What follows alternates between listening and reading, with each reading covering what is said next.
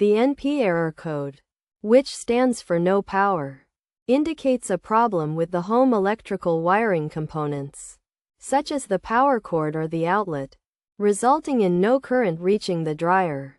Common causes of this error code include a loose power cord, a faulty outlet, or a tripped circuit breaker.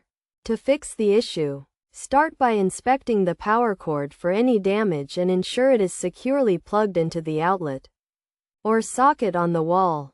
Next, inspect the outlet to check that the wiring is not loose or damaged, and verify that the voltage on the outlet is 240 before inserting the power cord.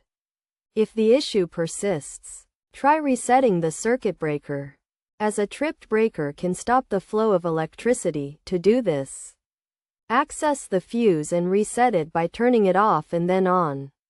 By following these steps, you should be able to resolve the NP error code and get your dryer working again.